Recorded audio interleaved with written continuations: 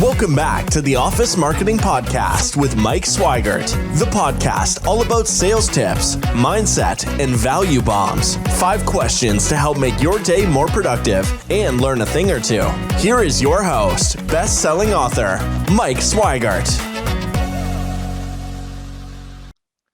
All right, guys, I am, of course, super excited again to have John Burton here. And John is a friend, a scholar, a hard worker, and really just an all-around good guy. So let's go right into our 5 questions. John, how you doing today? I'm doing great. Boy, I sure hope I can live up to that expectation you just laid out there, but I appreciate the kind words. Well, you know, we don't celebrate mediocrity here, so you better bring something good. All right. So okay, let's start out. Here we go. All right, question number 1. Tell us something that everyone does not know about John Burton.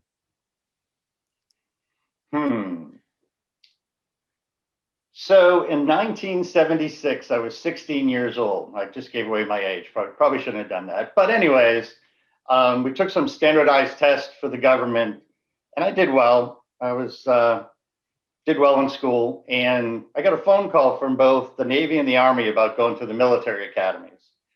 At the time, I was playing drums in a garage rock band and thought I was going to be famous. So I said no.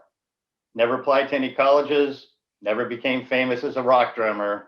So I ended up going to work as a QC inspector for $3.85 an hour and started my journey of 10 years at night to get a degree in IT.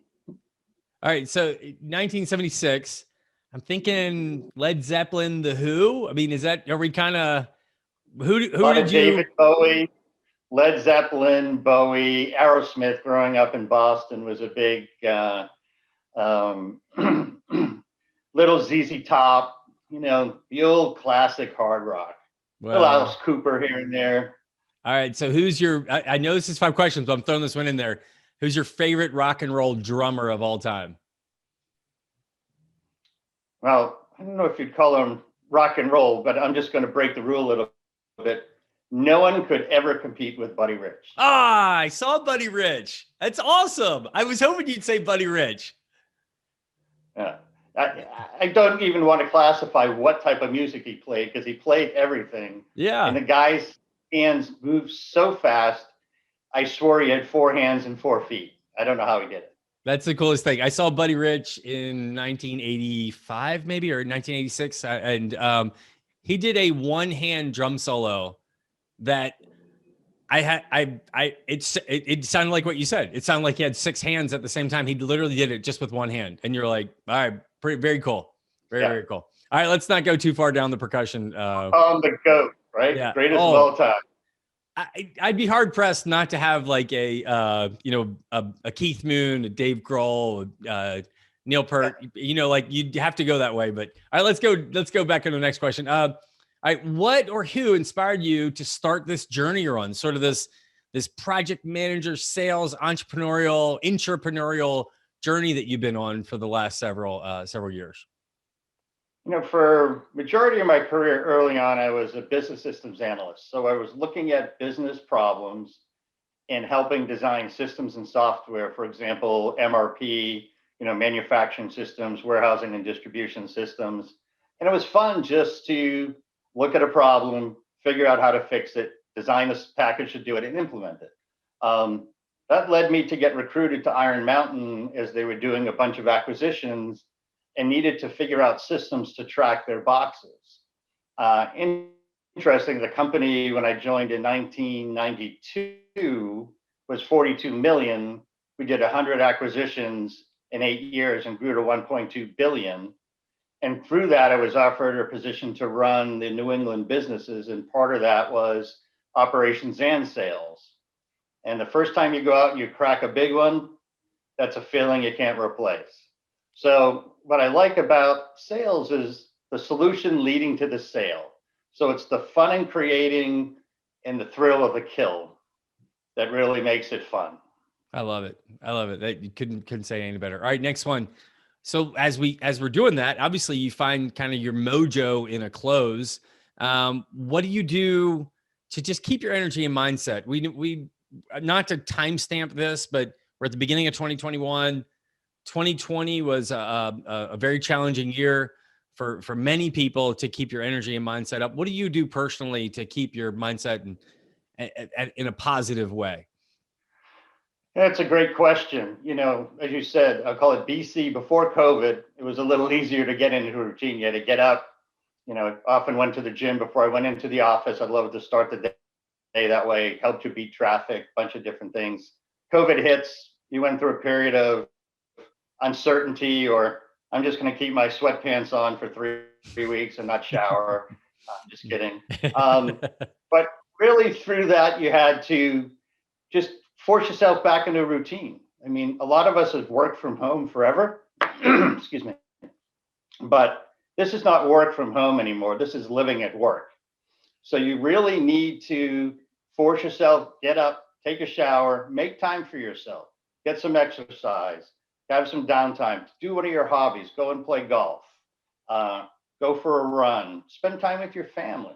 You just need to have some sort of a work-life balance, which can be very difficult when you live at work.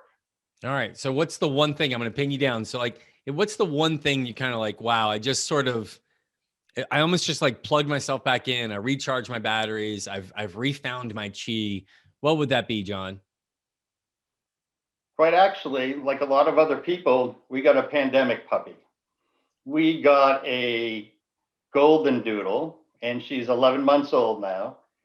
And I really enjoyed just getting up in the middle of the day, going in the backyard. She's so full of energy and so loving and happy. And I can throw the ball with her for an hour and she'll just keep going.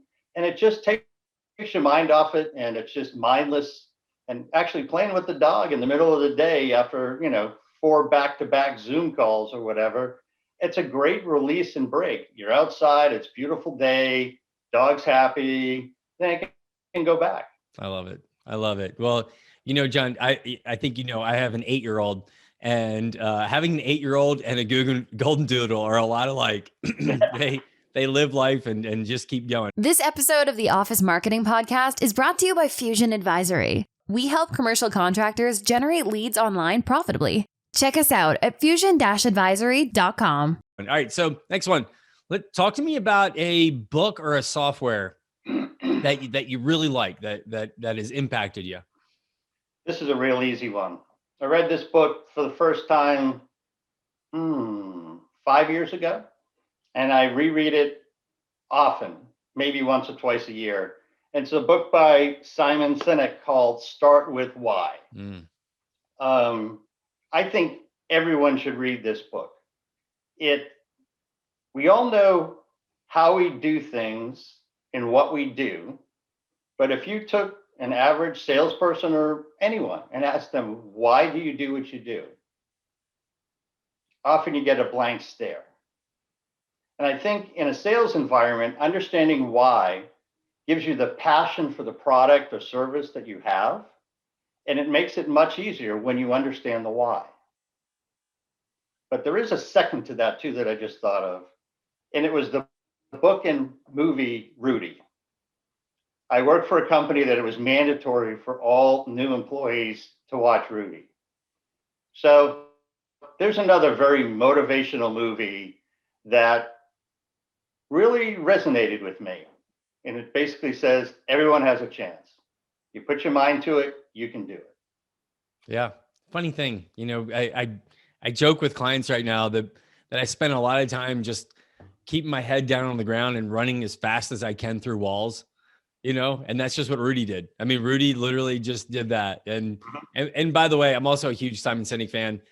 It seems like anytime something shows up in my feeds that it's him saying anything, I just stop and he recharges. His approach to life and everything is so solid. So, all right. So we're going to finish up here with the best piece of advice you have ever had. Another easy one. Being a type A, as most of us salespeople are, I tend to want to dominate a conversation and talk a lot. Early in my career, I was a manufacturing manager, and one of my dearest friends was the sales manager. We used to have a lot of fun, but he took me to the first meeting with him. We got out to get into the car, and he grabbed me by my lapels on my jacket very gently and said, "I need to give you some constructive criticism." I had no idea what he was going to say. He said, "You did not shut up." I said, "Okay." He said, "Look, 4-second rule. Talk, be quiet, listen. The client is going to tell you much more if they can talk than if they can't." And that has stuck with me ever since. And I see salespeople do it all the time. They just come in and they have 14 things to sell. They dump all 14 things on the client, none of which may be what the client needs. So they're done. Solve what the client needs and start with why. Well, it all they ties kind of tie in together. I like that, John. I really do. And one thing, I think it was Dale Carnegie that said, it's better to be interested than interesting. Right? Exactly. And as we're kind of sales guys, not that I would ever do this, but I think some people have been known to want to be interesting to people in the room. And you know what? It's really nice, spend a little time in being interested. So, but I'm sure we've all heard the phrase, "God gave us 2 ears and 1 mouth for a reason." Yeah, I love it. Well, it has been very interesting having you on. Thank you. It's always great having a rock and roll drummer and project manager at the same time on. So seriously, John, thank you so much for being on. I can't wait to have you back on, bud. Okay. Have a great day. Appreciate it. Thanks. Thanks for listening to the Office Marketing Podcast. Be sure to join the conversation on our YouTube channel, LinkedIn, and Facebook pages. If you enjoyed the episode, head over to iTunes to subscribe, rate, and leave a review. Thanks for listening, and we'll see you next time.